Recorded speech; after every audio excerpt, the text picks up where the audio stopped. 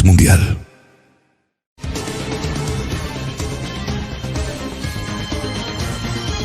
Editorial Corporativo de Medios de Comunicación presenta.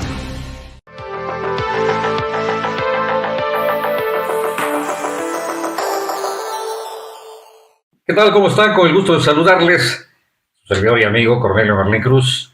Estamos en este programa, como todos los lunes, para todos ustedes, de Oaxaca en la Mira.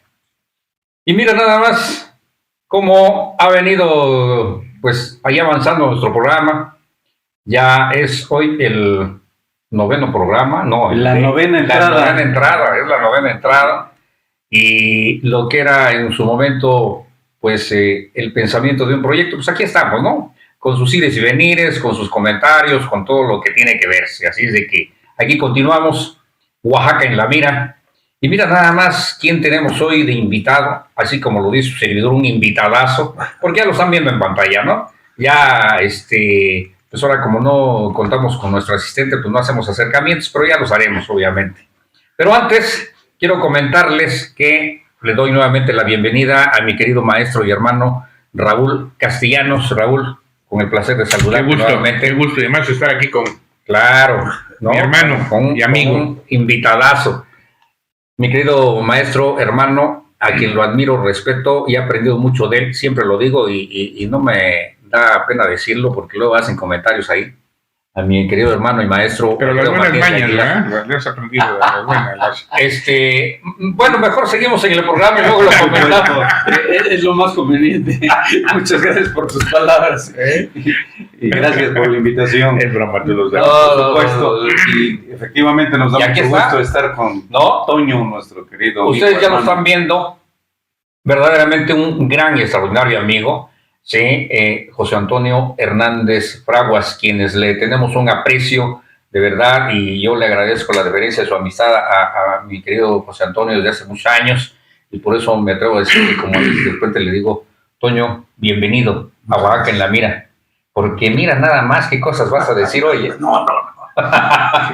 Muchas gracias, Cornelio, gracias, Alfredo, hermano, muchas gracias, Raúl. El tigre Toño. El confesionario. Yo me siento como en mi casa, porque además cuando digo alguna tontera, lo editan y ya. Sí, no pasa nada. Claro, por supuesto. Bueno, fuera.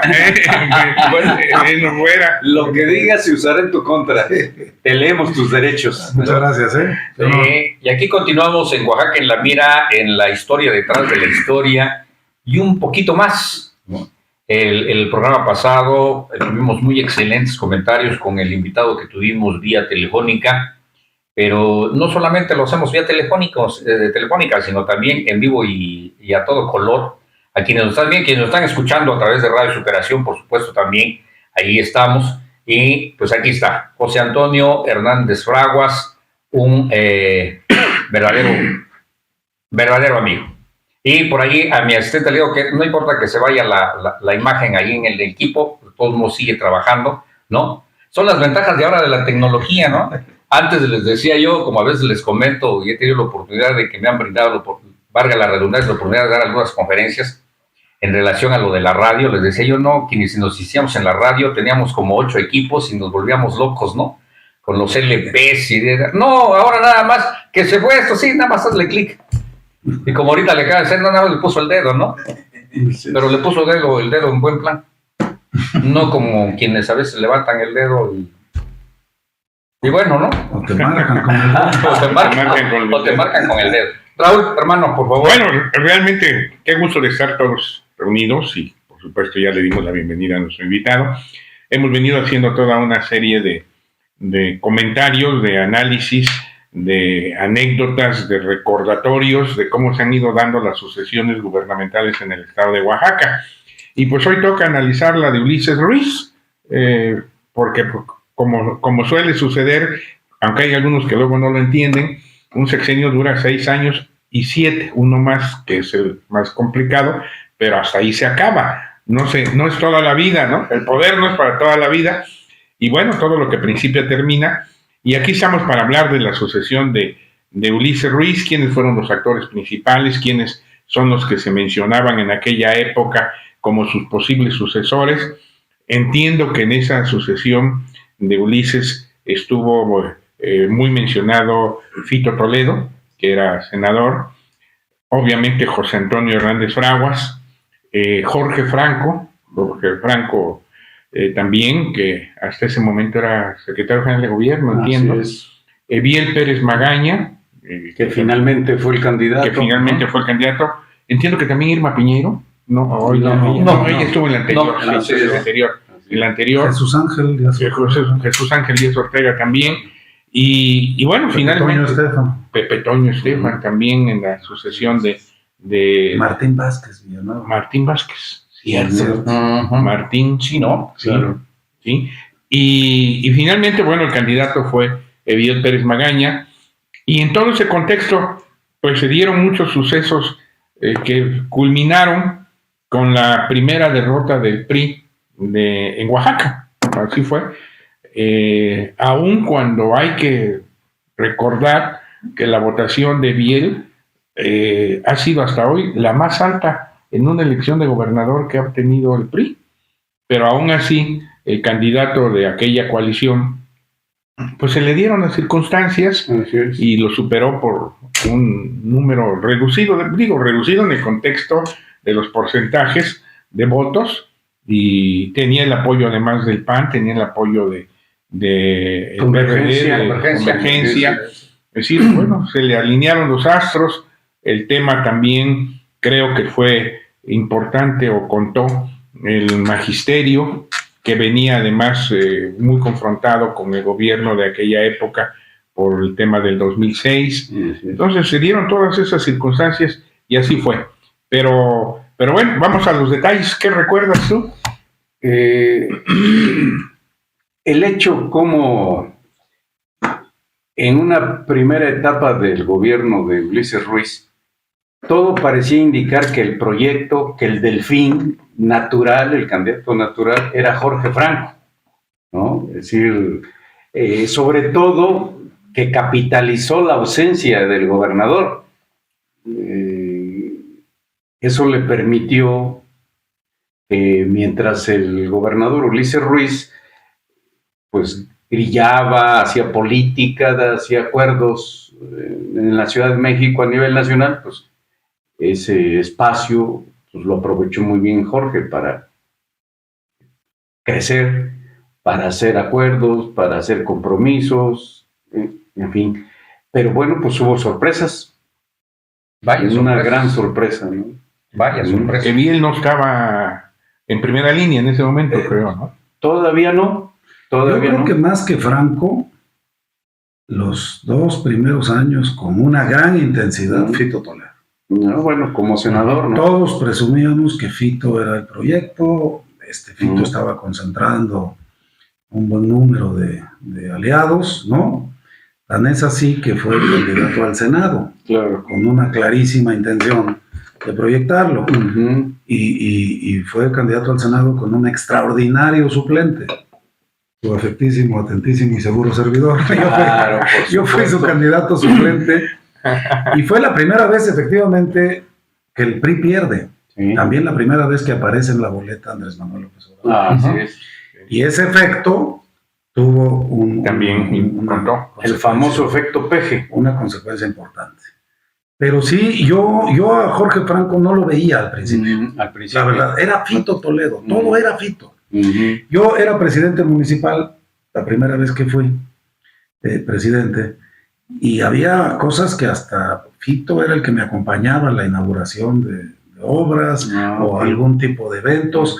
Todos presumíamos que el proyecto era Fito. Después del 2006 pasaron cosas ahí interesantes, que fue cuando tuvo que tomarse una nueva decisión, y empieza entonces a aparecer poco a poco Eviel. Eviel era secretario de Obras Públicas. Así es. La verdad es que fue un buen secretario Eviel, porque se hizo mucha obra en todo el estado. La remodelación del centro histórico, ¿no? Entre otras cosas. En general es una de las cosas, fíjense, perdón que los interrumpa, pero siendo objetivos, simplemente siendo objetivos, hay que reconocer que en el gobierno de Ulises Ruiz hubo mucha obra en el Estado Por concreta. supuesto. Esto que estamos comentando de la remodelación del centro histórico y La ampliación de la carretera del es decir, Fortín. la verdad es que sí hubo mucho, lamentablemente, ahí sí lo digo, hay hechos que marcan una gestión. Claro. Y el tema del 2006 fue algo que superó todo lo bueno que pudiera haberse hecho en ese gobierno. Esa es la realidad. Pero de que fue un gobierno que sí trabajó y que hizo obras importantes, y en ese sentido bien creo que tuvo una participación destacada, pues fue el gobierno de Ulises. Pero de hecho, lo que marca su sucesión de Ulises, entiendo que es el 2006, ¿no? Sí, por supuesto. Porque además ahí se tomaron decisiones, pues creo que no fueron las mejores. Así es. Sobre todo, y hay que decirlo, el desalojo del 14 el tema de del mayo, 14 de junio. 14 de junio. 14 de junio. Es decir, que además hay que reconocerle a Ulises que hasta hoy, por lo menos yo no le he escuchado él hablar sobre quién fue el responsable que dio que instrumentó o que dio ese paso para que se tomara esa decisión, porque evidentemente esa fue una decisión inducida. Hay quienes dicen que estaba pactada con Fox y que Fox a la mera hora no participó. No respondió. Me consta, por ejemplo, que en esa época el presidente del Tribunal Superior de Justicia era Anwar Mahfoud. Y Anwar no estaba en ese contexto de tomar decisiones que confrontaran. Había varias otras voces que decían lo mismo, de que había que buscar una solución negociada con el magisterio, política, y de repente ¡pau!, sucede, ¿no? Y eso marcó la sucesión. Pero fíjense que a ver, se ha cuestionado mucho si la decisión fue buena o mala. La verdad es que había una gran presión sobre el gobierno y sobre el gobernador. Sí, claro.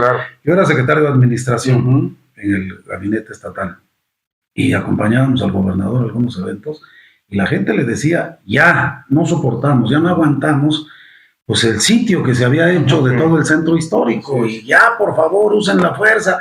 Hubo una presión importante que fue lo primero que yo creo que originó o que motivó la toma de la decisión. Pero fíjate, ahorita me estaba yo recordando y no cometo ninguna indiscreción porque pues, seguramente esto ya se sabe, pero esa noche nos invitó el gobernador Ulises a su casa, a todo el gabinete, y nos planteó lo que iba a pasar en la madrugada y pidió la opinión de cada uno de nosotros. Efectivamente, Anwar dijo, yo lo veo muy riesgoso, yo creo que hay que pensarlo bien. No me acuerdo cómo se llama, quién era la secretaria de Protección Ciudadana entonces. Patricia Villanueva. No, Patricia creo que era procuradora. Procuradora, sí. Creo que era procuradora. Alma López. Alma también dijo, señor, yo creo que tengo ahí algún punto de vista. Y yo dije, gobernador, yo creo que es muy riesgoso, es un sindicato muy fuerte, esto va a tener repercusiones. Y todos los demás dijeron, no, pues está padre, adelante, gobernador. Pero fue una cena que hizo, no una cena, una reunión que terminó hasta muy altas horas de la noche. E incluso muchos nos quedamos ahí en la casa de Ulises a ver el resultado. Ya no salimos de ahí estuvimos toda la noche para pues ver lo que ya sabemos que pasó, ¿no? En principio se estaba pensando en un operativo que duraría, no sé, 10, 15 minutos y se acabó, y se fue alargando, y eran las 8 de la mañana, ¿no? Las 8:30, y hasta que el gobernador tuvo que tomar la decisión de que la policía se retirara, porque efectivamente ya hasta los propios policías, había riesgo de que hasta los propios policías se voltearan. Sí, claro. Por la propia situación, ¿no? Pero sí lo comentó, me acuerdo perfecto de esa cena. Yo me quedé toda la noche ahí con algunos otros compañeros, algunos otros se fueron, pero sí, y sí había un gran nerviosismo. Es una decisión muy difícil, ¿no? Sí, complicada. Muy complicada, pero efectivamente eso marcó sin duda ese sexenio. Sí, así es. Y bueno, aún así viene ya la recuperación, porque estas son cosas de la política muy extrañas, no muy extrañas, sino que suelen suceder en la política. Ese 2006 había elecciones, obviamente, ¿no? Que es precisamente cuando compite Andrés Manuel López Obrador por primera vez en esa elección, y viene todo el tema de Calderón, ¿no? Que gana por un punto y pico, ¿no? Y viene haya sido como haya sido. Viene el plantón de reforma y vienen todas estas condiciones que vienen a incidir sobre lo que estaba sucediendo en Oaxaca, claro, ¿no? Y finalmente el tema se va al ámbito nacional, lo que estaba sucediendo en Oaxaca. Yo creo que hay un hecho, llega un momento en que se discute en el Senado el tema Oaxaca y hay una votación, no sé, creo que así fue, y en esa votación Fito no participa, se retira, entiendo que se abstiene, ¿no? Se abstiene, no, se retira y no vota. Y muchos opinan que pues que eso fue el punto de quiebre de esa posible candidatura a la gubernatura. Sí, porque se esperaba que defendiera desde la tribuna al gobernador, ¿no? Claro, claro. Y la verdad es que todos apostaban, todo el mundo apostaba en el país, pues que era la caída del gobernador. Incluso ¿no? formalmente. Entonces había ahí la posibilidad de una sucesión inmediata. Pues, así es. Incluso formalmente hubo gobernadores que le hicieron la solicitud, ¿no? Gobernador del Estado de México, entonces. Enrique Peña Nieto. ¿no? Al que le voló supuestamente el copete, ¿no? Pues dicen que hubo ahí una discusión fuerte, ¿no? Unas diferencias. Pero sí, todo el mundo apostaba que era la caída del gobernador, ¿no? Y bueno, se mantuvo, se sostuvo. Y yo creo que ahí fue un poco la diferencia, porque efectivamente algo pasó en el Senado que daba la idea, cuando menos, yo no me atrevo a asegurarlo, pues de que Fito estaba viendo la posibilidad de que efectivamente ante una posible salida, pues él pudiera, que además pues era lo lógico, era el senador, ¿no? ¿no? Así es. Sí, que son las apuestas que a veces tienes que errores de cálculo, ¿no? En política, ¿no? Pues sí. Sí, es decir, desde un punto de vista de esa visión de que él podía ser el interino, pues era conveniente no comprar la bronca, ¿no? Claro. Porque el hecho de que subiera a defender o votara, porque creo que hubo una votación, eso lo marcaría y le impediría ser candidato, ser interino. Y bueno, pues, al final de cuentas las cosas salieron al revés. ¿Tú cómo te sentiste, Toño, en ese contexto? Pues ya cuando ya llega el momento, porque además, a lo que iba yo, en política todo cambia. En 2006 hay un resultado electoral muy complejo a nivel nacional. El PRI en Oaxaca pierde la mayoría de los distritos federales. Entiendo que los dos... Por primera vez, ¿no? Por primera vez, sí. Sorpresivamente. Creo que solamente hay 2 distritos que ganan. El que gana Patricia, precisamente de Villanueva, y el otro creo que fue Jorge Toledo. Jorge Toledo. Creo que sí, ¿verdad? Sí, efectivamente. 2 de aquella época eran 11 distritos electorales. Es una derrota absoluta, apabullante del PRI en Oaxaca. Pierde el Senado y además Andrés Manuel gana Oaxaca, ¿vale? Sí. Y viene el 2007, elecciones locales en Oaxaca, después ya de que se había transitado en el 2006 el conflicto. ¿Y qué sucede? Es decir, me acuerdo que a la cabeza de la lista pluri del Congreso local va Jorge Franco. Así es. Como candidato, que va encaminado, obviamente, por el gobernador a ser el líder del Congreso. ¿No? Así es. 2007. ¿Y qué pasa, man? Órale, el PRI gana todas. Y 25 distritos locales. Y no entra Jorge. Así es. ¿No? Pero eso nos da la pauta de que, bueno, yo diría que hasta en el 2024, quién sabe qué vaya a pasar, ¿no? Porque hoy hay nuevos derroteros. El electorado es increíble. Hay otros datos. Y yo creo que en ese resultado del 2007, Toño, contó mucho también parte de lo que tú dijiste hace rato, de que le comentaban al gobernador, oiga, ya la anarquía, o ya la confrontación, más que la anarquía. El hartazgo. Más que la otra cosa. La confrontación no es válida. Yo creo que eso contó a favor del PRI en el 2007 y llega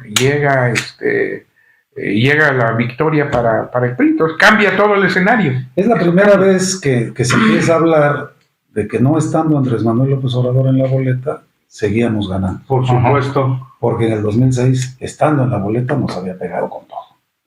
Y efectivamente se ganan los 25 distritos y los principales municipios. Yo gano la ciudad de Oaxaca. Claro. Esa segunda. No, la Primera vez que ganas, claro. ¿No? Y se ganan los... O sea, sigue siendo aquel PRI, ¿no? Diría Salinas, el partido casi único. De carro completo, ¿no? Tradicional. Sí, se ganaron los principales municipios, se ganaron las 25 diputaciones locales, no había diputaciones federales entonces, es decir, no había Elecciones para diputados federales, pero sí, efectivamente fue un factor importante, porque la gente en el fondo, creo yo, aceptaba el desalojo. Por supuesto, porque sí, era un clamor general. Era una presión muy fuerte sobre el gobierno. Sí. Yo creo que ningún gobernador hubiera podido tomar esa decisión así nada más porque se me ocurrió. No.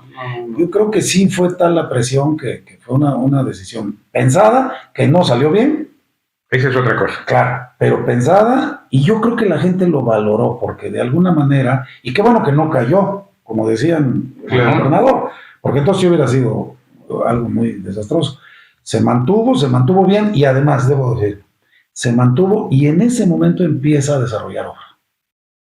Fíjate, después del 2006, vienen los 4 carriles del Cerro del Fortín, el Zócalo, el Llano, el Consati, la Fuente de las 7, que ahí se convirtió en 8 regiones, la Fuente de las 8. La Velaria. Regiones, la Velaria, las Vueltas Inglesas, y las más de, esas ya me tocaron a mí, muchas de estas ya me tocaron a mí como presidente, pero las más de 380, creo, calles del centro histórico como una gran inversión. O sea, no había tantos baches, pues se corrigieron los baches. Sí, por supuesto. O sea, de verdad, sí, fue muy importante. Después del 2006 se planea el programa, o antes ya se había planeado, unidades móviles, que era un exitazo brutal. Claro. Acercaban los servicios. Claro, brutal, gente. Y la gente los demandaba, los exigía. Piso firme. Así es.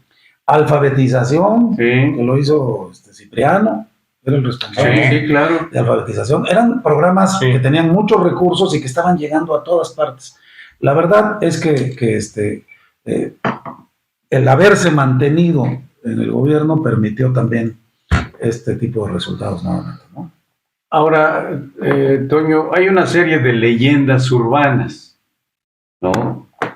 Por ejemplo, en el sentido que el conflicto fue prefabricado y alcanzó su culmen, se capitalizó el fallido desalojo, obviamente por razones políticas de supuestos no cumplimientos del entonces gobernador, ¿no? ¿Qué versión tienes tú, qué información tienes estando en ese círculo rojo?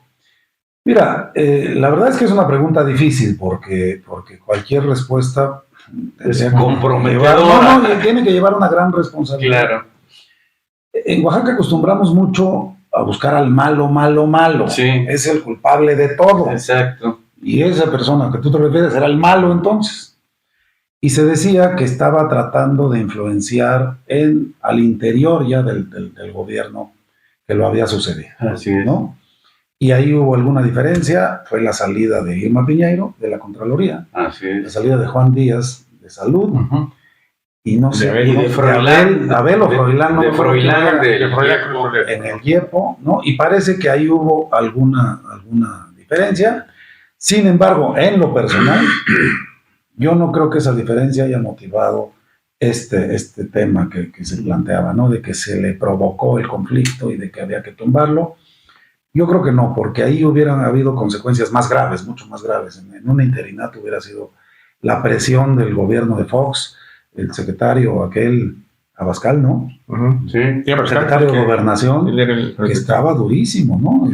Digo, tenemos noticias, informaciones de las reuniones que se hacían en Gobernación y cómo levantaba el teléfono y decía, vayan por fulano.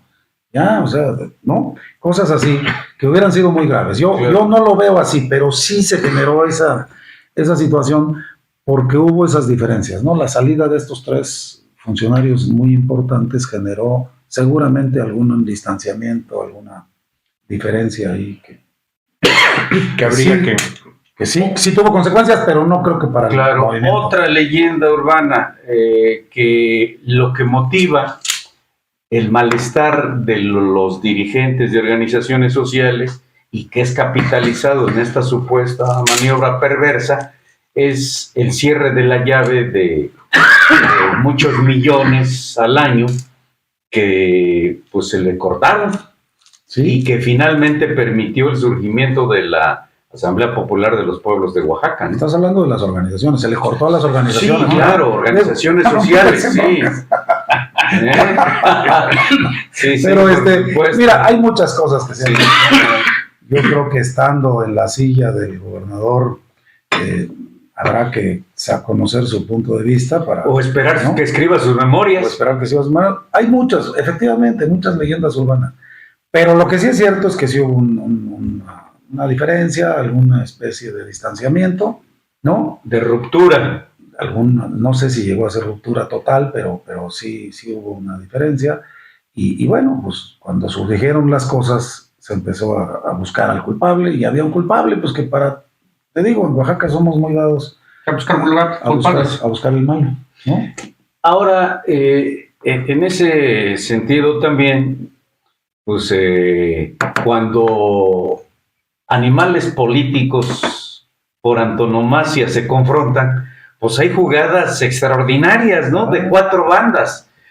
Y la supuesta respuesta o advertencia o amenaza del entonces gobernador a la federación, al presidente, para evitar que lo licenciaran y saliera de la gubernatura, entregar el Palacio de Gobierno a Andrés Manuel López Obrador. Se ha comentado. Sí, Se han comentado.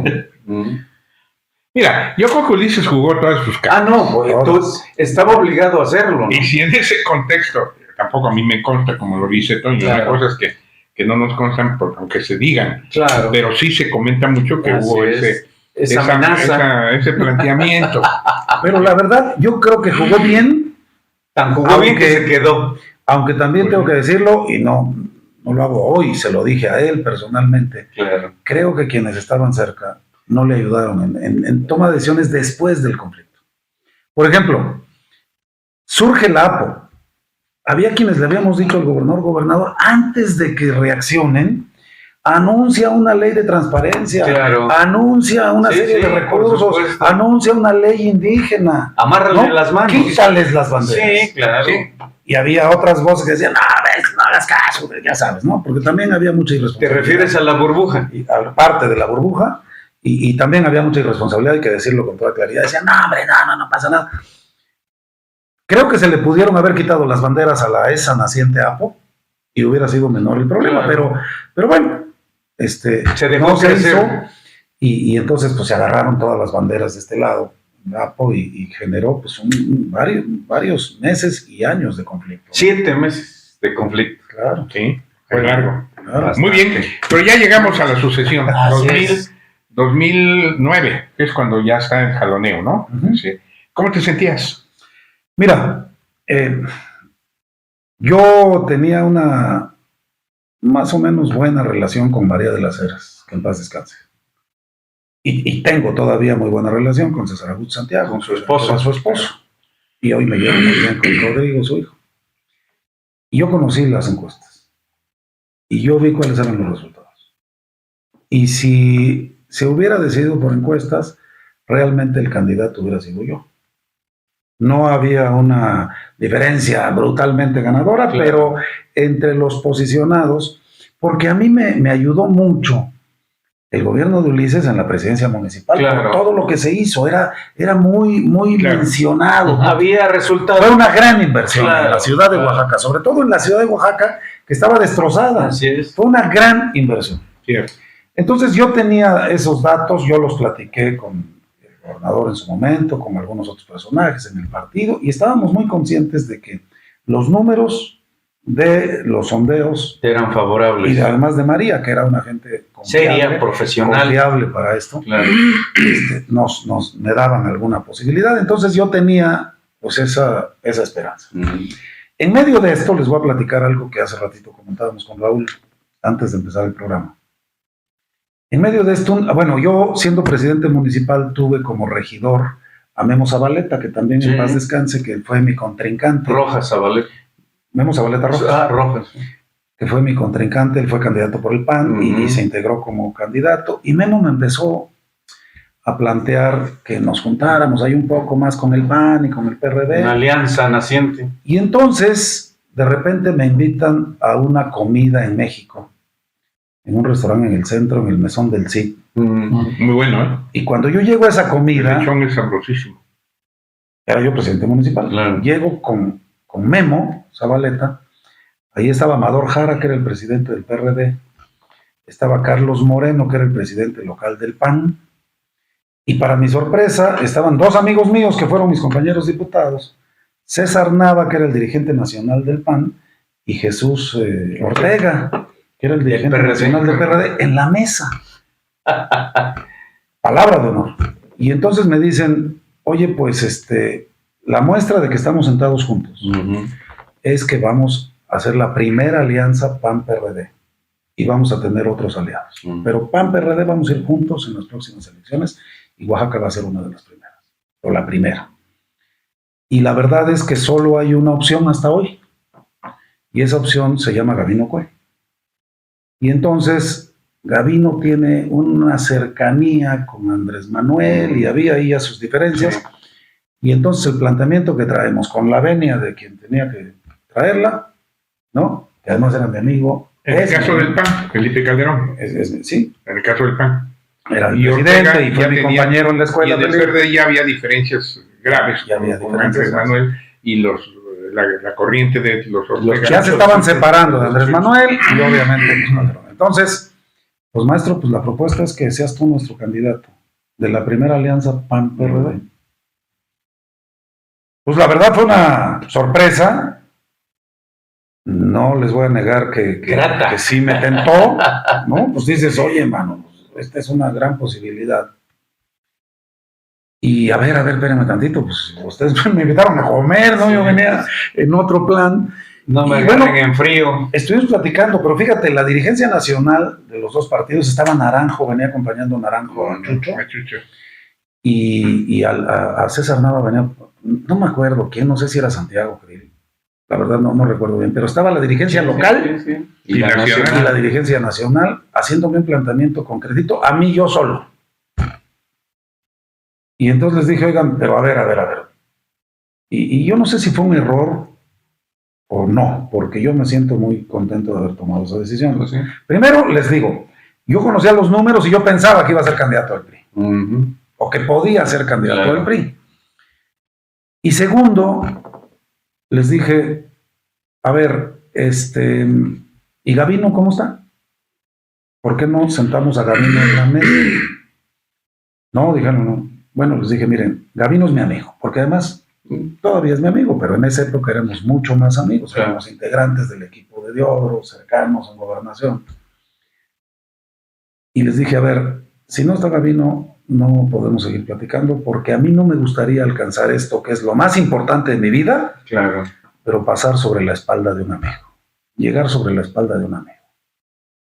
Y así fue textual. Bueno, ahí está Amador Jara, que lo vivió, Carlos Moreno, varios que estuvieron. Memo lamentablemente ya se nos adelantó, pero entonces yo propongo que esté Gabino, vamos a platicarlo. O sea, sí me llegó a tentar de tal manera que dije sí, ¿no? O sea, Sí, pero. pero también yo tenía por el otro lado la posibilidad y la esperanza de que se reconociera esos números que yo conocía y que Las preferencias. pudiera yo ser el candidato. Al final, pues ya no se hizo, ¿no? Ya no surgió esa posibilidad. Yo seguí todavía pensando que había la posibilidad aquí con el partido, con mi partido, y finalmente pues salió lo que ya sabemos, ¿no? De repente surge Ediel, empieza a hacer un recorrido por todo el estado con obras y obras, y entonces pues de repente empieza a mencionarse el nombre de Ediel, y al final pues quien toma las decisiones en estos casos nos convocó a varios, bueno, a todos, Sí. uno por uno, A las aspirinas. a los aspirinas, uno por uno, y nos fue diciendo, oigan, pues vamos para aquí, yo les pido que nos ayuden en estos términos, ¿no? Estaba el partido, en fin. Y bueno, pues entonces se tomó la decisión de que fuera Eviel. Pero fíjate, yo tuve la oportunidad entonces de haber sido candidato de la primera alianza PAN-PRD. Y ganar. Con la propuesta de las dos dirigencias nacionales y con la bendición de la presidencia. Y ganar. Y probablemente ganar, pues No, como eran sí, las posibilidades de entonces, ¿no? Sí, por la suma, ¿no? Probablemente ganar. Entonces, pues bueno, finalmente se tomó la decisión. Yo pedí licencia al gobierno municipal en un gesto también, pues de, como decir, pues que no parezca que estás dolido. De decencia, ¿no? Y que no pareciera que Claro. tenía yo este sentimiento. Pedí licencia y me integré como coordinador de los Valles Centrales en la campaña de Eviel. Y bueno, pues ya sabemos Que ella es otra historia. que ya es otra historia. Que la terminaremos después de tu corte, o hoy no hay corte. No, hoy no hay corte porque Hay prisa. hay prisa, por cuestiones, ya sabes, usted que siempre les digo, en el medio digital, y no solamente en el medio digital, pero tenemos el peor enemigo que es el tiempo, y hoy nos tenemos que retirar un poquito más temprano. Yo hoy nada más estuve aprendiendo, escuchando, porque precisamente en esa etapa, pues bueno, yo me encontraba en unas lujosas vacaciones que me había regalado el gobernador, que le había dejado el espacio a mi querido amigo Ulises Ruiz, y que me mandó a vacacionar, ¿no? Me mandó a las vacacionar. Bahamas. Sí, y estaba disfrutando de unas espléndidas ¿No, vacaciones, Dubái, ¿no? ¿o dónde? ¿Eh? ¿Dubái o dónde? No, ¿cómo se llama? ¿Verdad? Un poquito arriba de las Bermudas. Ah, ya. Sí, ¿no? Y ahí me fui 3 años que me fui a vacacionar elegantemente, 3 años, sí, ¿no? Fíjate nomás. Que de hecho, cuando yo llegué precisamente al aeropuerto ahí en las Bermudas, quien me recibió me dijo, mira, ni le muevas porque me indicó el exgobernador que estés aquí viviendo 6 años, ¿no? Pero me aburría los 3 años, dije, no, ya me voy, ¿no? Y ya le marqué al entonces gobernador Ulises, y pues ya hizo el favor de decir, sí, que ya se regrese a Merlín. Y aquí estoy, por eso es que hoy me nutrí, hoy me ilustré en esta parte. Y pues aquí seguimos, ¿no? Y aquí seguiremos, aquí estaremos. Esperemos, Toño, que no sea la primera, No, al contrario, ¿no? muchas gracias. Y que estés con nosotros, ¿no? Que haya extra innings. Si Claro, es la novena entrada esta, pues que haya claro. extra innings. Y lástima que no hay gobernadores pluris, ¿no? También. Sí. No, qué bueno que no los hay en un momento dado, ¿no? Sí. Porque- Pero todavía tenemos unos minutos, ¿no? Sí, claro. Tenemos unos Cerramos minutos. en estos. Aquí, tal vez bueno, sin duda, este testimonio que acabas de narrarnos ¿ya lo habías platicado públicamente? No, así no. No, lo platiqué con... Bueno, en corto ya lo habíamos platicado sí, en sí. alguna Pero así ocasión, no. pero No, pero bueno. pues, es correcto, pues, es parte Además de hay la historia. testigos, pues, ¿no? Y que ahí están todavía Claro. vigentes. Es la historia detrás de la historia. El poder detrás del poder. Eso es otra de las cosas que se dan. Oye, y a ver, tú tienes, ¿cómo o finalmente por qué ese bien?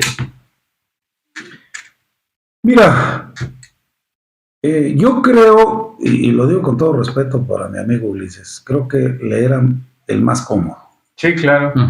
¿no? El más cómodo para todo lo que Más su confiable, vendría. podríamos Para su llamarlo. proyecto personal. Porque ahí fue, en esa época previa a esto, fue cuando Franco sintió la posibilidad, cuando Jorge Franco sintió la posibilidad real Así de es. serlo. Así es. A mí me tocó cuando Ulises habla con él, digamos, en esta sala, pues aquí en otra habitación, ¿no? Y verlo cómo salió Jorge, también buen amigo, y el siguiente en entrar fui yo. Y Ulises me platicó lo que había pasado en ese momento. Y yo dije, bueno, pues entonces ya no veo más, porque si no era yo, que los números me favorecían, Claro. cuando menos en la información que yo tenía, a lo mejor en ese momento el gobernador tenía otros datos. Pero, pues yo decía, pues entonces Franco, Claro. ¿no? Sí. Por la cercanía, Sí, claro. por la operatividad. Ya no era secretario de gobierno, ¿eh? Mm. Ya no, dejó de ser secretario de gobierno cuando el conflicto. Sí, claro. No sé qué estaba haciendo Jorge. Alguna otra cosa, pero ya no era secretario de gobierno. Y entonces, pues vi cuando salió, obviamente creo yo que a los demás también les dieron alguna explicación, Pepe Toño, Estefan, que sentía que tenía posibilidades. La verdad, Martín no en ese momento todavía Claro, ya no contaba. todavía no. Y ahí fue cuando se nos dijo, pues es bien. Ujú. Claro. Y mira, los que nos formamos en una organización política y los que crecimos dentro de la organización política conocemos las reglas no escritas Claro. y las reglas internas. Si aceptas jugar, tienes que respetarlas, ¿no? Y sabemos cómo es el asunto. Entonces, pues hubo rebelión, claro. Franco no quedó contento, Fito no quedó contento, Pepe Toño no quedó contento, ¿no? Incluso hubo ahí algunas reuniones a las que a mí me invitaron. Operación Cicatriz. Pues un poquito como para decir, no lo aceptamos.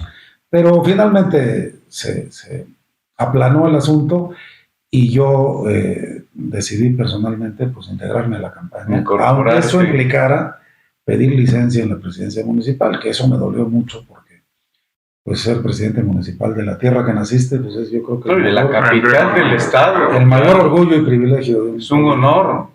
Entonces, pues ahí fue cuando yo ya me integro, digamos, me sumo a la decisión. Ya empezaron a sumarse algunos otros, pero luego ya vino efectivamente el tema de la elección, en donde también hay leyendas urbanas. Claro. Algunos pues, se fueron decididamente a apoyar al otro lado al candidato Gavino, ¿no? Y bueno, efectivamente, Eviel es quien más alta votación ha tenido. 600,000 por votos. el trabajo de Ulises, porque Ulises era un gobernador orgullosísimamente priista. Sí, claro. De todo hablaba, en todo momento hablaba del PRI y trabajaba para el PRI. Sí. De verdad, Sí, o sea, claro, eso era clarísimo. Claro. Me dolió mucho había... cuando lo expulsan, porque de verdad es muy difícil ver como un hombre que vivía por el partido, ¿no? Cantaba y cantaba por el PRI. De veras, era un hombre exageradamente involucrado en el trabajo del partido. Claro. Y que de repente lo expulsan por una cosa que a mí no me pareció muy adecuada. Pues es triste, pero bueno, son decisiones que se toman. Así es. Pero había hecho un gran trabajo para el partido. Claro. Por eso Eviel tiene una buena votación. Eviel se esmera mucho en la campaña. Sí. Empieza con muy bajo perfil, fue creciendo, termina ya con un gran discurso y con una buena propuesta. Creo que se esmeró y tuvo muy buena votación. 600,000 votos, Más o menos, ¿no? Poquito más. Un poquito más, porque el candidato de la coalición gana con 720. Sí, no fue suficiente, pero también fue una votación que nadie se hubiera esperado. El promedio eran 450, sí, ¿no? Así es. Ese era el voto duro, digamos, ¿no? Del PRI, que era el que ganaba. Entonces, de repente, todo para allá. Y entonces ahí empezaron a decirse una serie de cosas que a mí no me constan, de las cuales pues observas y te preguntas y te quedan dudas y te quedan incógnitas, pero se decía que se les dieron los datos de la estructura, una serie de cosas. Pero finalmente, pues, Gavino fue el sucesor de Ulises Ruiz. Gavino, pues, con un gobierno que todos conocemos, ¿no? Creo que desaprovechó la gran oportunidad política de su vida. Pero ya eso será del primer extra inning, que es el siguiente programa. El siguiente programa, sí, totalmente. ¿No? Sí. Yo creo que vale la pena, y lo digo porque yo lo viví de cerca. Yo estoy convencido que Biel hizo un gran esfuerzo. Sí, sin duda. Sin duda, y que tuvo una gran honestidad política y lealtad política a su partido y al mismo gobernador en turno, que fue evidentemente quien lo apoyó para ser candidato. Es decir, eso me queda claro. No es, yo creo que no es como en otras sucesiones, como por ejemplo la misma donde Ulises es candidato, que son acuerdos políticos y conveniencias políticas por las cuales fue candidato. En este caso, aquí lo fue por una decisión directa del gobernador Ulises Ruiz. Es decir, y yo también puedo decir, porque de alguna manera lo viví, que hubo sí traiciones y que incluso Eviel no tenía el control total de la estructura. Sí, entonces había personajes que se fueron por la libre. Yo tengo un caso, también como tú bien lo comentas, no entiendo por qué nunca lo había platicado públicamente, pero es cierto. Yo tuve un secretario particular cuando fui subsecretario A de gobierno, cuando fuimos subsecretarios. Toño fue el CEI, yo que era, él tenía que ver con los municipios, yo con la polaca. Así es. Evencio era el jurídico, en la época de Ildefonso Zorrilla, de Poncho Zorrilla. Y este muchacho es de un municipio muy cercano aquí a Oaxaca, y me acuerdo que quería ser candidato a presidente municipal, porque ahí en esa elección también se definía. Sí, claro. Y un día me fue a ver y me dice, oiga, es que no completo. ¿Cómo que no completas? No, dice, es que fulano de tal, que era un dirigente del PRI, me pide 1,5 millones para que yo sea candidato. Y pues yo no completo, no me puedo echar la mano, pues yo no me esos temas, ¿no? Pero vamos, y después supimos de otros casos en el mismo sentido. Sí, de venta de candidaturas. De cómo se vendieron candidaturas, cómo sí, pues lamentablemente, Eviel creo que independientemente de esa gran votación que tuvo, que coincido contigo que fue una inercia. Inédita, ¿no? Una inercia, es decir, sí fue traicionado por gentes del mismo PRI que no se sumaron, que hicieron negocios, que vendieron candidaturas y que no sé qué más hayan hecho, ¿no? Jugaron las contras. ¿No? Y bueno, ahí está la historia, ¿no? Claro. Y ahí está la historia de cómo se dio el resultado. Al señor que finalmente ganó la elección, se le alinearon los astros. En política eso es correcto, no hay bronca.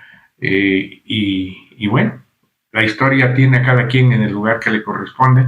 A algunos los tiene el basurero de la historia. Y ahí seguirán. ¿No? Y otros están aquí sentados. Aquí en la ciudad ganó Luis Ugarteche. Así es. En esa elección. Sí, como efecto también de esa inercia, claro. Creo que era Titi la candidata. Sí. También tuvo muy alta votación, Titi. Sí, claro, pero no le alcanzó. Pero no le alcanzó, porque ahí se juntaron todos. Claro. Qué cosas, ¿no? Pero bueno, es la historia detrás de la historia. Y algo más. Y se sigue escribiendo. Por supuesto. Se sigue escribiendo. Todos los días. Porque al final de cuentas yo debo reconocer que primero te agradezco que estés aquí con nosotros, José Antonio, porque además tú eres un referente obligado. Un referente obligado en Oaxaca. Historia viva. Y bueno, todavía esto no se acaba, ¿no? Hasta que se acaba.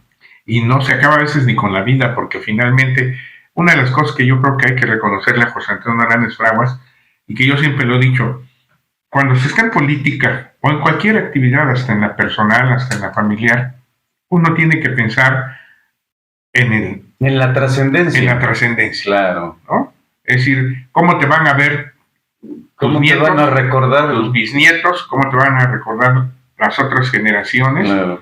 Y cómo van a...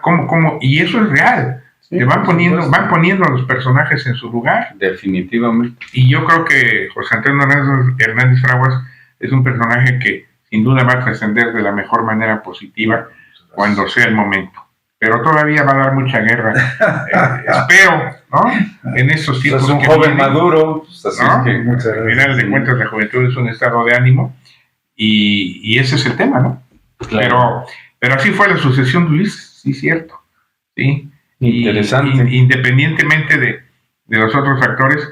Y sí, pues no podemos afirmar en el sentido de que si hubo realmente quienes han dicho vendieron la información, vendieron los datos, la ubicación de las casillas. Aunque sí es evidente que hubo un trabajo en contra, ¿no? Que posteriormente... Bueno, la mano negra de la propia maestra Elbester Gordillo estuvo presente en Oaxaca con 500 operadores políticos. Hubo una confluencia de factores nacionales a favor del candidato a favor de la coalición. Sí, por supuesto, claro. Independientemente que la 22 estuviera también a favor. Bueno, esa también es una simulación no fácil de creer, pero bueno, pues ahí se han utilizado mutuamente, ¿no? Y sí, estuvo documentado la presencia de 500 operadores en el estado. Pues sí, hubo muchas cosas, pero bueno, pues finalmente fue legal, legítimo, sí, y así fueron las cosas. El pueblo nos ganó.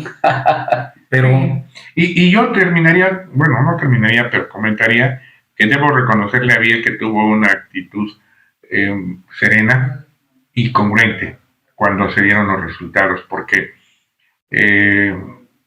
éramos vecinos en nuestras casas y esa noche lo platicamos y había voces que le insistían, le sugerían que saliera a desconocer la elección. Que era muy clásico, ¿no? En esa época, ¿no? Sí, no reconozco y vamos a... al conteo voto por voto, casilla por casilla.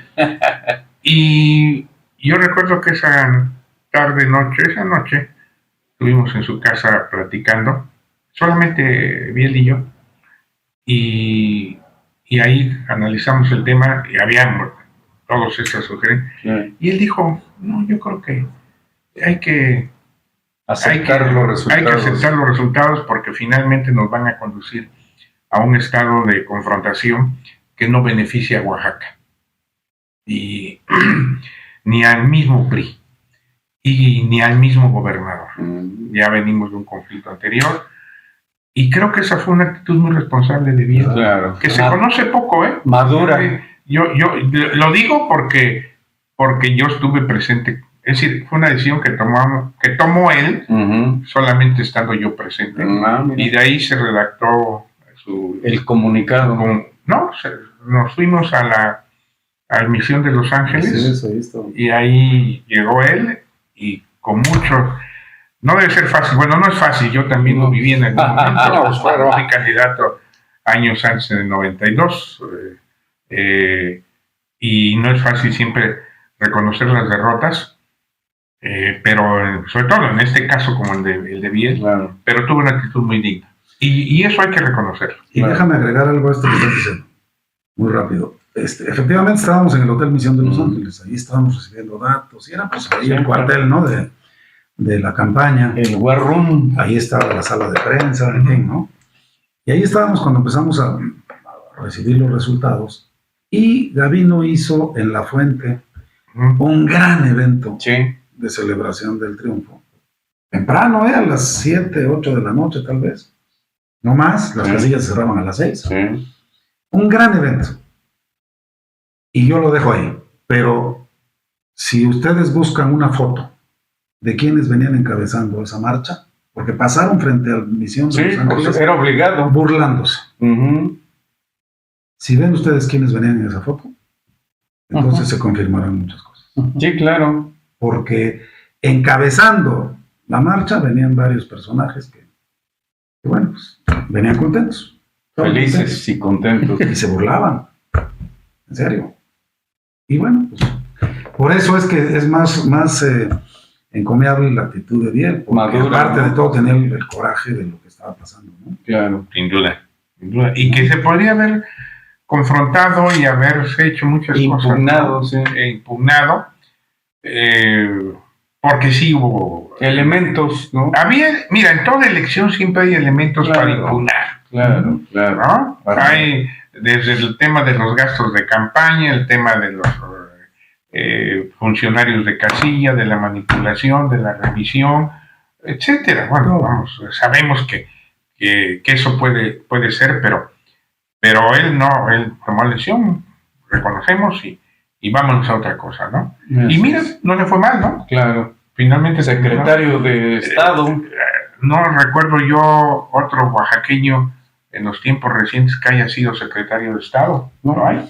No, ¿verdad? Bueno, Bravo obviamente, obviamente, Bravo Aguja, secretario de Educación, Teodoro, secretario de Gobernación, pero vamos, ya después de ellos no hay ningún otro, bien lo fue, pero además ellos fueron gobernadores y diríamos que en todo caso habían ganado. Claro. Y en el caso de Biel, creo que tiene el mérito de que después de haber perdido, él recupera espacios, es senador, crece políticamente, entiendo que hace una gran cercanía con el líder del Senado en aquella época, Emilio Gamboa, se vincula al entonces presidente, Y a Luis Videgaray, ¿no? Que no, creo que más que todo fue con que fue su anterior jefe, el anterior secretario, que y bueno, obviamente, seguramente también con Videgaray, y llega a ser secretario de Estado. Así es. Y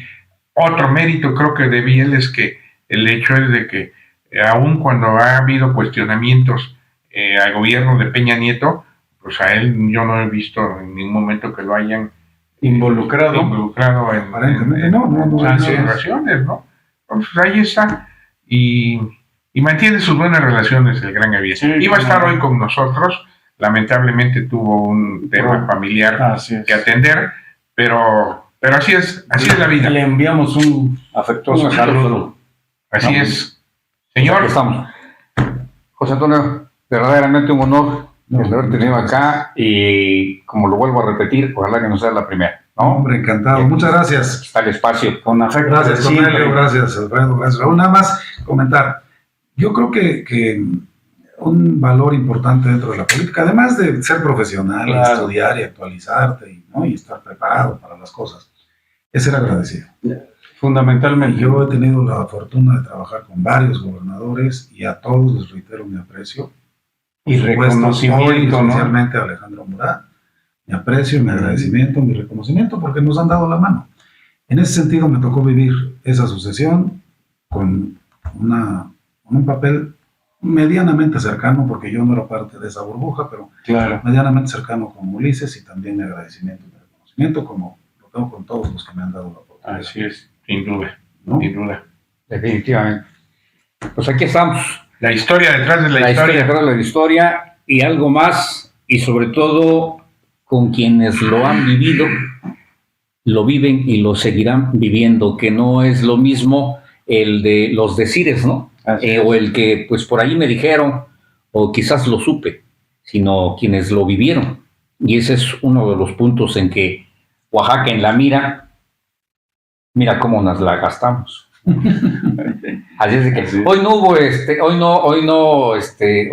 el regresamos, porque ya no regresamos nada. No, por favor, no. Es pecado mortal. Ya no regresamos nada. Y además déjame que vea una cosa, la verdad es que este programa es inédito. Así es. Porque esto que estamos haciendo, este recuento histórico, es recuperar la memoria histórica, ¿no? Creo que no se había hecho, por lo menos yo no tengo memoria de que se haya hecho. Y además, sobre todo en el contexto actual, donde hay tantos temas, ¿no? Claro. Culminó ayer la gira del presidente por Oaxaca, hay temas nacionales, hay temas muy controvertidos, ¿no? El hackeo y el libro. Y el homenaje del 25 de noviembre, ¿no? Que va a hacerse en Oaxaca. Pero mira, de todas maneras, Oaxaca en la mira. Oaxaca en la mira, ¿no? Fíjense que hoy en la mañana, lunes, estaba yo desayunando con unos amigos. Y me recomienda, me dice, oye, fíjate, quiero que veas una serie que se llama Un extraño enemigo. Ah, sí. Parece que produjo Televisa, pero es una serie. La historia de don Fernando y Gutiérrez. Me estaban platicando de las sucesiones. Así es. Y les dije, fíjate que yo voy a ir en la tarde a un programa con varios amigos picudos, ¿no? y justamente es el primer programa que se hace, creo yo, en Oaxaca. Han fallado algunas cosas, por ejemplo, cuando se habló de lo del Eladio, le decía yo a Raúl, se les pasó aquella primera plana de noticias que decía Noche Negra para Oaxaca. Pero sí lo comentamos, ¿no? Así se sí lo comentamos, sí, cuando se publicó. Bueno, pero es un tema muy interesante porque la verdad aporta mucho y a quienes nos gusta esto, pues creo que nos sirve, lo vuelven a vivir, nos nutre. Pero hoy lo estaba yo comentando a propósito de esa serie que me dijeron que no la he visto, pero me dijeron tiene mucho que ver con las sucesiones, cómo se van generando las sucesiones a nivel nacional. La voy a ver ahora. Y las disputas internas entre los aspirantes. Desde Echeverría, así es, claro. Las Ordaz. Sí, muy interesante serie. Sí, sin duda. Y de verdad, además, ya que hablas de don Fernando, personaje, ¿no? Es un garbanzo de a libra. Interesante. Yo, ya que nos quedan 2 minutos. Perdón. Es que además te picas aquí en apasionante, claro. En estos temas. Yo recuerdo a don Fernando, porque yo trabajé en la Secretaría de Gobernación cuando fue secretario. Yo era director de modernización del sistema electoral en la Dirección General de Desarrollo Político que tenía a su cargo Arturo Núñez, y el subsecretario era Mario Fabio Beltrán. Y me acuerdo mucho de don Fernando por varias razones, pero en particular por dos cosas. Una, recuerdo la noche del 9 de enero de 1989, más o menos. Ya hace un tiempo, ¿no? 30 y... Pues yo apenas estaba naciendo, creo. Tú estabas naciendo, Cornelio también. No, yo apenas estaba en proceso. Esa noche del 9 de enero se convocó a la Comisión Federal Electoral, presidida por Fernando Gutiérrez Barrios, y se planteó ahí, ya en el gobierno de Carlos Salinas, la primera reforma electoral, jurídico electoral, a todos los procedimientos electorales. Veníamos del cuestionamiento del 88. La reunión la presidía Gutiérrez Barrios. En la mesa estaba obviamente la representación de, todavía era PMS, y la encabezaba Porfirio Muñoz Ledo, Jorge Alcocer, por el PAN estaba Diego Fernández Ceballos, otro que era un muy buen abogado, se me va el nombre, en fin. Y don Fernando era un tipo que prefería así las sesiones, ¿no? Un traje azul, corbata roja, camisa azul, su mechón, ¿no? Bueno, la sesión duró como 4 horas. Finalmente todos los partidos en la mesa aprobaron por unanimidad la reforma político-electoral, ¿no? La primera vez, que fue la que crea el IFE, así es, ¿no? Que cambia toda la estructura, porque en ese momento era ese órgano del Estado, la Comisión Federal. Termina la reunión y nos vamos a la oficina de Arturo, y de repente suena la red y le dicen, voy a subir, y se sube a la oficina del secretario. Se pasan como 3 horas, man. Y pues, ahí estábamos esperando, ¿no? Cuando regresa, nos platica. Oigan, es que vimos don Fernando muy satisfecho por el resultado de la reforma, sin duda una expresión democrática. Al final, obviamente, de la reunión, don Gutiérrez Barrios leyó un discurso muy democrático, muy echado para adelante. Republicano. Bueno, para no hacerse las largas, pero dice, fíjense que casi con nosotros no platicó, todo el tiempo estuvo contestando la red, sí presidente, sí general, sí procurador, y era lo único que oíamos que hablaba. Bueno, nos fuimos en esas épocas. Nos gustaba ir a cenar al Gallito ahí en Insurgentes, creo que llegamos a las 2 de la mañana, porque esa taquería que no cerraba, era de las pocas que no cerraban. 24/7. Bueno, para no hacer la larga, al día siguiente, cuando salgo de la casa y pongo el radio, la quina. La detención. Fíjate, qué tipo, ¿no? El señor estaba presidiendo una reunión de un posicionamiento democrático, sin duda, fundamental de lo que hoy sucede en México. Así es. Y al mismo tiempo estaban apretando la mano, planeando el golpe a la quina. Así es. Qué cosas, ¿no? Los claroscuros, sí. El tipazo, era un tipazo en ese sentido. Está la historia de su apoyo a Fidel, sí, claro, ¿no? Y al Che. Bueno, les proporciona el barco, ¿no? Para caminar. Yo recuerdo que cuando también era el secretario, un día me dice Arturo, oye, el secretario quiere que vaya un observador de confianza a las elecciones de Panamá. Cuando estaba Duque, era el candidato del PRD panameño, apoyado por Noriega, y Endara era el candidato de la oposición, apoyado por Estados Unidos. En esa elección ahí estuvo Carter, y entonces fui yo de observador, ¿no? Y me acuerdo que cuando se vino ya la debacle, porque a los 4 días se anuló la elección que había ganado supuestamente Duque, y me acuerdo que hubo actos ahí muy interesantes porque Carter se quiso ir a meter al colegio electoral que estaba enfrente del barrio donde estábamos hospedados los observadores, y era un centro de convenciones de Panamá, y entonces lo encañonaron a Carter. Y el que se puso en medio fue fue Gregorio Seltzer, un periodista muy reconocido mexicano que ya murió, que era un latinoamericanista increíble, ¿no? Y me acuerdo que la noche que yo me regresé, estuve con Nils Castro, que era uno de los operadores del PRD, que después fue secretario de Relaciones Exteriores cuando el PRD vuelve al poder, ya sin Noriega, obviamente, en Panamá. Y me acuerdo que lo que me dijo, salúdame a don Fernando y dile que le recomiendo a mi familia. Sí. Punto. Pues Bueno, yo le recomiendo, no sé qué vaya a pasar después de esto. No va a pasar nada más que Al contrario, ganas votos. ¿no? Que aquí seguimos. Así es que, pues amigos, amigas, esto es Oaxaca en la mira, porque mira, lo vuelvo a repetir, mira cómo nos la gastamos, ¿no? Así de fácil y sencillo, y con invitadazos como hoy con Toño, que es otra cosa, así de fácil y sencillo. Aquí continuamos y seguimos diciéndole, nosotros aquí estamos con Raúl Castellanos. Gracias, mi buen Raúl. Gracias por este espacio. Hermano Alfredo, Toño, nuevamente muchas gracias. Su servidor y amigo Cornelio Merlín les dice gracias. Nos estamos viendo, nos estamos escuchando la próxima semana en Oaxaca en la mira. Porque mira, vas a seguir con nosotros. Hasta la próxima.